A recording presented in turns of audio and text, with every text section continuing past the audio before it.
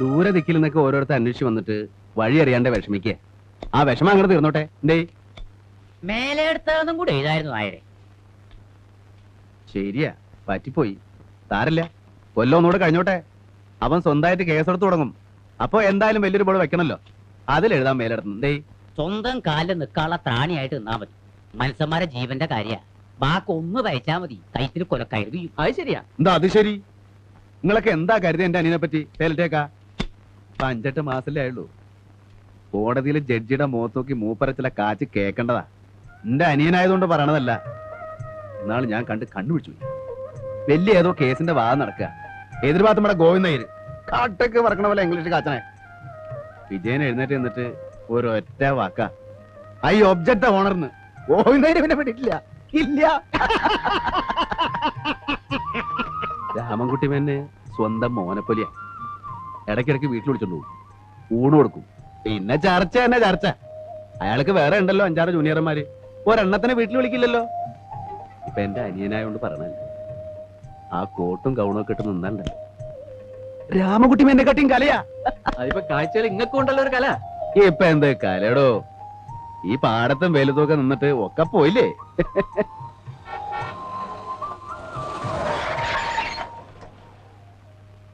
ഈ വിജയകുമാരനാരുടെ വീട്?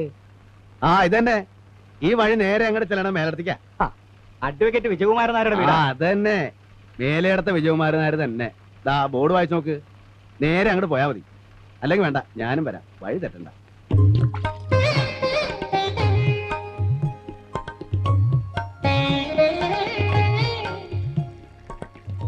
എന്നാ കൊടുക്കാനൊന്നും ഇല്ലേ? കാച്ചിൽ പുഴുങ്ങിയതോ? കൊടുക്കാൻ പറ്റിയ സാധനം. ഞാൻ പറയാറില്ലേ വല്ല കായവറുത്തോ മിക്സറോ വാങ്ങി വെക്കണമെന്ന്. മാന്യമാര് പറഞ്ഞ വീടാണേ. വാങ്ങിക്കൊണ്ടൂടെ? ഇതം കൊടുക്ക. അപ്പൊ ജില്ലാ കമ്മിറ്റിയില് അങ്ങനെ ഒരു ആലോചന വന്നപ്പോ ഞാനൊന്ന് പ്രസ് ചെയ്തു നിങ്ങളുടെ പേര്. അത് അംഗീകരിക്കുകയും ചെയ്തു. പഠിക്കുന്ന കാലത്ത് ഒരു രസത്തിന് എന്തൊക്കെയോ ചെയ്തു എന്നല്ലാതെ എനിക്ക് പാർട്ടിയുമായി ഒരു ബന്ധവും ഇല്ല. ബന്ധപ്പെട്ട മതിയല്ലോ. പാർട്ടിയുടെ വക്കീലാവെന്ന് പറഞ്ഞാൽ അറിയാലോ, ഒരു ഭാഗ്യ. പാർട്ടിയുടെ കേസുകള്, അനുഭാവികളുടെ കേസുകള്, പത്രങ്ങളിലും മാധ്യമങ്ങളിലും മറ്റും കിട്ടുന്ന പ്രാധാന്യം, സർവോപരി ഒരു ദേശീയ പാർട്ടിയുടെ പിൻബലം, പിന്നെ മിടുക്കുണ്ടെങ്കിൽ പാർട്ടിയുടെ ഉന്നതമായ സ്ഥാനങ്ങൾക്ക് വരാനും പറ്റും. മനസ്സിലായോ? മനസ്സിലായി. പക്ഷെ നിങ്ങളുടെ പാർട്ടിയുടെ കേസോ പാർട്ടിയുടെ പിൻബലമോ ഒന്നും എനിക്ക് താല്പര്യമില്ല. നിങ്ങൾ വേറെ ആളെ നോക്കണം. എനിക്ക് വയ്യ. വക്കീൽ സാറേ, കേറി വരുന്ന മഹാലക്ഷ്മി ആട്ടി ഇറക്കരുത്. പാർട്ടിയുടെ വക്കീലായാൽ കാശിന്റെ കൊള്ളയാ. ഇവിടെ ഏറ്റവും അധികം ക്രിമിനൽ കേസ് ഉള്ളത് ഞങ്ങളുടെ പാർട്ടിക്കാ, അതറിയോ? അപ്പോ ക്രിമിനൽസ് ധാരാളം ഉണ്ടെന്ന് അർത്ഥം. അപ്പോ നിങ്ങൾക്ക് താല്പര്യമില്ല അല്ലേ? പറഞ്ഞല്ലോ, തീരെ താല്പര്യമില്ല. ആദ്യമായിട്ടാണ് ഒരു വക്കീൽ മുഖത്തടിച്ച പോലെ ഇങ്ങനെ പറയണത്. വാടോ. ഞങ്ങളൊന്ന് ആലോചിച്ചിട്ട് പറയാം. ആലോചിക്കാനൊന്നുമില്ല, എനിക്ക് ആവശ്യമില്ല. വിജയകുമാരൻ നായരെ, നാളെ നിങ്ങൾ ഇതിനു വേണ്ടി ദുഃഖിക്കേണ്ടി വരും. ഓ, നാളെ ദുഃഖിച്ചോളാം. ചെല്ല്. സാറന്മാരെ ഒന്നും വിചാരിക്കരുത്. എഞ്ചി കണ്ടിട്ട് ആരോഗ്യത്തുള്ളണേ. മിസ്റ്റർ, സൂക്ഷിച്ച് സംസാരിക്കണം.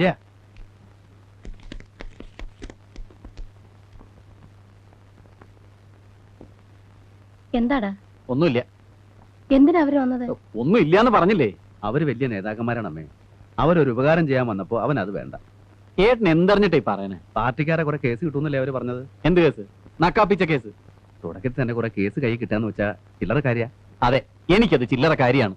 പാർട്ടിക്കാരുടെ പെറ്റി കേസുകൾ വാദിക്കുന്ന ഒരു മൂന്നാംകിട വക്കീലാവാനല്ല എനിക്കിഷ്ടം. തുടക്കത്തിൽ തന്നെ വലിയ വലിയ കക്ഷികളെ കൈ കിട്ടൂടാ. കിട്ടും. ഏട്ടൻ കണ്ടോളൂ. കണ്ടോമേ, അവന്റെ വർത്തമാനത്തിന്റെയും മുഖഭാവത്തിന്റെയും ഒരു കല. ഞാനൊന്ന് ഇരുത്തി നോക്കിയ ആ ചൂളണ ചെക്കനാ. ഇപ്പൊ മുഖത്തേക്ക് നോക്കുമ്പോ എനിക്കൊരു ബഹുമാനം.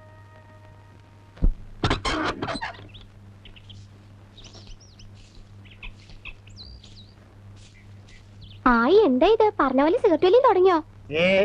ഇതിനൊക്കെ ഏട്ടൻ കാശ് തരുന്നുണ്ടല്ലോ ഈശ്വരാ. ഒരു പൊതി ബീഡി വാങ്ങാൻ കാശ് തരണമെങ്കിലേ ഇറക്കണം. എന്നിട്ടല്ലേ സിഗരറ്റ്. ഇതാ ചെക്കൻ തന്നാടി. ഏത് ചെക്കൻ? ഇവിടെ കടമ്പാട്ടെ സരോജന മോഹൻലി മൂന്നൻ ആ വന്നിട്ടുണ്ട്. ഇങ്ങനെ എപ്പോഴും തരാൻ ഓരോരുത്തരുണ്ടാവൂലോ. ആ ചെക്കൻ കിഴക്കങ്ങാണ്ടൊരു നാട്ടിലല്ലേടാ ഇപ്പൊ? അതെ, ഗോവിന്ദപുരം പൊള്ളാച്ചിക്ക് അടുത്താ. അവന് തരക്കേടില്ലാത്തൊരു നിലയാ. 8-10 ഏക്കർ സ്ഥലവും ഒരു വീടൊക്കെ ഉണ്ട് അവിടെ. അവൻ കല്യാണമൊക്കെ കഴിഞ്ഞ് കുടുംബമായിട്ടാ കഴിയണേ? ആലോചന നടക്കുന്നുണ്ട്. ഞാൻ വെറുതെ ആലോചിച്ചു നമ്മുടെ സുധയുടെ കാര്യം. എനിക്ക് ഈ തറവാട് മഹിമയൊന്നും വേണ്ട. നമ്മുടെ ദിവാകരനെ പോലെ ഒന്നിനും കൊള്ളാത്തവനായിട്ട് എന്താ കാര്യം? അവന് മോഹമുണ്ടെന്ന് എനിക്ക് തോന്നി. തുറന്നു ചോദിക്കാൻ ഒരു പേടി. ഇവിടുത്തെ ഉപ്പും കഞ്ഞും കുറെ തിന്നിട്ടുണ്ടല്ലോ. നമുക്കൊന്ന് ആലോചിച്ചാലോ ഓപ്പോളെ? തെറ്റൊന്നുമില്ല. രാഘവനോടൊന്ന് പറയുന്നേ. ഞാൻ പറയണോ? അല്ലെങ്കിൽ ഓപ്പോൾ എന്നെ പറഞ്ഞാ പോരെ? നല്ല നേരം നോക്കി നീ തന്നെ പറഞ്ഞാ മതി. ഓ, ഞാൻ പറയാം, ഇപ്പൊ തന്നെ പറയാം. ഞാനെന്തിനാ പേടിക്കണേന്ന്? ഡേ, ചില നേരത്തൊക്കെ എന്നെ തട്ടിക്കേറിയെങ്കിലും കാര്യമായിട്ടൊരു കാര്യം ഞാൻ പറഞ്ഞാൽ പൂച്ചയാണ് പൂച്ച.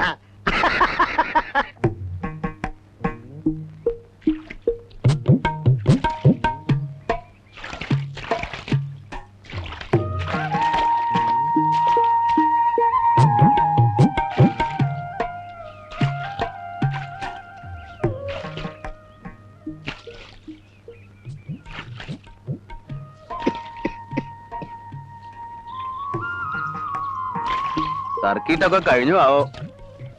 ഓ ഓ, ഉം, അല്ല അല്ല, ഞാനേ ഉം. നമ്മുടെ മൂന്നും വന്നിട്ടുണ്ട് ഗോവിന്ദാപുരത്തുനിന്ന്. അവനെ കണ്ടിങ്ങനെ ഓരോന്നൊക്കെ പറഞ്ഞിങ്ങനെ ഇരുന്ന്. എന്നിട്ട് അവൻ എന്നെ കണ്ടില്ലല്ലോ. ഇന്ന് അവന്റെ സ്ഥലം കാണാൻ ആള് വന്നിരുന്നു. ആ തിരക്കില് എന്നിട്ട് കച്ചവടായോ? ചിലപ്പോ മുറി.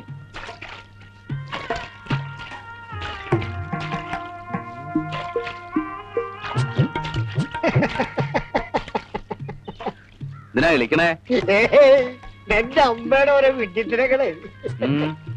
ഞാൻ മുകുന്ദന്റെ ഗോവിന്ദാപുരത്തെ കാര്യങ്ങളൊക്കെ പറഞ്ഞപ്പോഴേ എന്നോട് ചോദിക്കാണോ അപ്പോളേ? ഞാൻ പറഞ്ഞു നീ അറിയണ്ട, അറിഞ്ഞാ ചിലപ്പോ ദേഷ്യപ്പെടുമെന്ന്. അതിന് എന്ത് ചോദിച്ചു എന്നായി പറയണേ? ഏയ്, ഒന്നുമില്ല. നമ്മുടെ സുതയ്ക്ക് മുകുന്ദനെ ആലോചിച്ചാലോ ഒന്ന്. അല്ല, ഞാനല്ല, ഓപ്പോളെ ചോദിച്ച വിഡ്ഢിത്തരം. അത് നമുക്കൊരു ആലോചനയായിട്ട് അങ്ങോട്ട് പോകാൻ പറ്റില്ലല്ലോ. ചെക്കനല്ലേ ആലോചനയായിട്ട് ഇങ്ങോട്ട് വരണ്ടേ? അല്ല, അത് നമ്മുടെ കുടുംബത്തിൽ കയറി വന്ന് പെണ്ണി ചോദിക്കാൻ അവനൊരു പേടിയുണ്ട്. എന്തിനാ പേടിക്കണേ? അവൻ അസൽ ആൺകുട്ടിയല്ലേ, മണ്ണറിയണവനല്ലേ. അവൻ ആരുടെ മുന്നിലും കയറി ചെന്ന് മുഖത്ത് നോക്കി ചോദിക്കാലോ. ഇത് എങ്ങനത്?